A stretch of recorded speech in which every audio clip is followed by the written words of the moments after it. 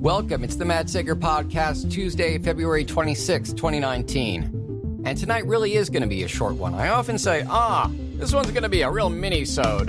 And then find myself just going off on tangents and philosophizing and ending up with anywhere between 30 and 50 minutes of broadcast. So it's sometimes a jinx when I say tonight's going to be brief, but tonight I just want to be very upfront with you. It is going to be a brief episode. There's only one thing I really want to get off my chest and share tonight. A long overdue move. In fact, it's been on my mind. Let me play you this short snippet of the one piece of audio I know for sure I've got the rights to. The Matt Sager Podcast, episode 108 from Friday, February 22nd, in which I discussed some of the various issues confronting the Captain Marvel movie, including a slew of horrible reviews for a movie that is not yet out, which seems to me, aside from being essentially corporate sabotage by these woman-hating, anti-SJW, right-wing imbeciles, but that it took Rotten Tomatoes, a site that's gained a lot of credibility and visibility as an aggregator of user reviews, and threw all their credibility out the window, down the toilet. Because there's this awful score. Apparently nobody wants to see a film that is on track to open at a minimum of somewhere in the area of $100 million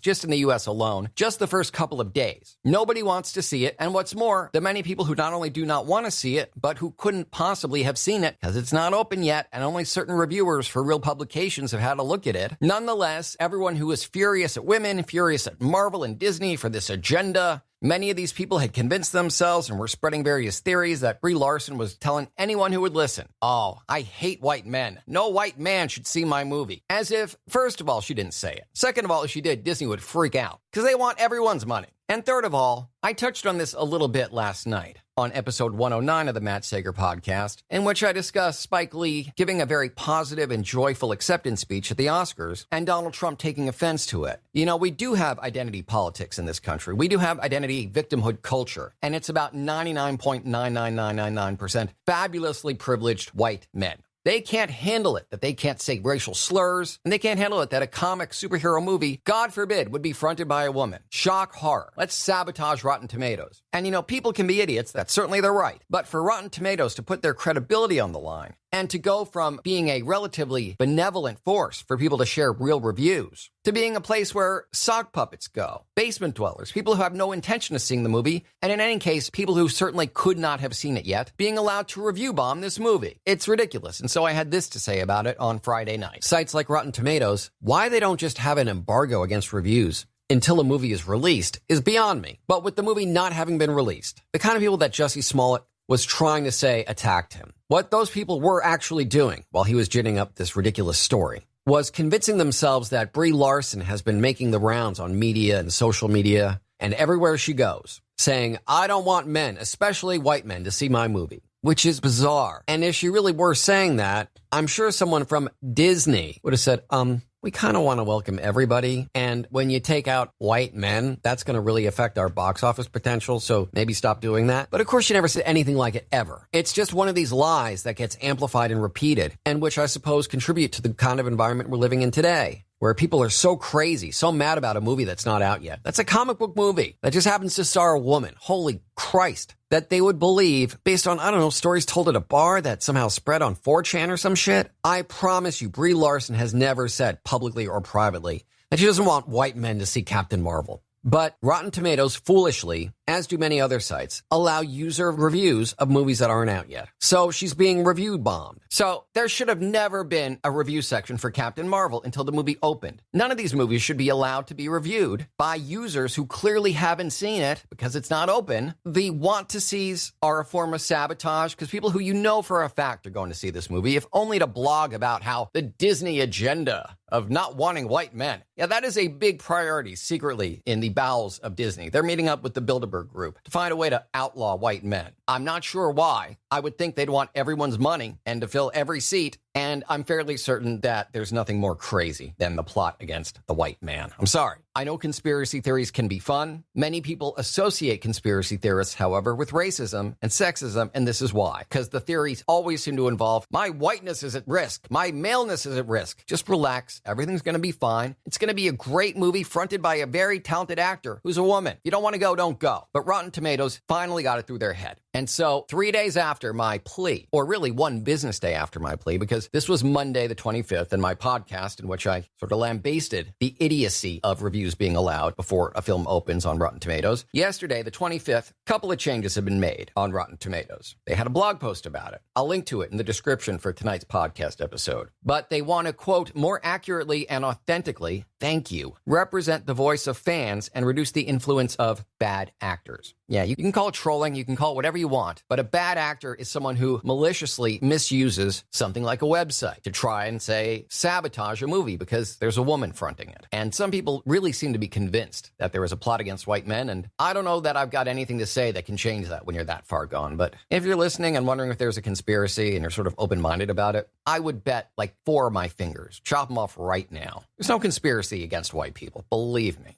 A little bit of equality, a tiny bit of representation for others does not mean you're being oppressed. It means you're part of a much larger world, and you're still a king. It'll be generations from now, hundreds of thousands of years, before women, people of color, people from other countries are even close to being equal to us, because the system is designed to be against them. So don't freak out just because someone who's a woman gets to front a movie. That's what we civilized people call progress. It also looks like a great movie. If it's not, so be it. It's not because of the plot to take over your penis. Jesus. So here's what they got to say about the changes. Quote, we are disabling the comment function prior to a movie's release date. Again, thank you. Unfortunately, we've seen an uptick in non-constructive input, putting it very mildly, sometimes bordering on trolling. Yeah, a little bit, which we believe is a disservice to our general readership. We've decided that turning off this feature for now is the best course of action. Don't worry, though, fans will still get to have their say. Once a movie is released, audiences can leave a user rating and comment as they always have. All right, so this was just common sense. It's not like I'm some genius for calling attention to this problem and for asking for a resolution. It was that Rotten Tomatoes was allowing this malfeasance to occur and probably meeting and wondering what the best course of action was. Like, because already YouTube is full of radical right-wing lunatics who are going, oh, Rotten Tomatoes has finally turned against us. It's censorship. Yeah, no, it's not. It's that reviewing a movie that is not available for you to see is lying. It's misusing the internet. It's wrong on every level. So I guess they thought about it for a while, which A, explains why it took this long, and B, explains why it's a slightly comprehensive makeover that they're doing. They're getting rid of the want to see rating on movies pages until they're in theaters. Because again, I believe as of like the day or even the hour before these changes were implemented, the want to see percentage for Captain Marvel, a movie again, on track to make $100 million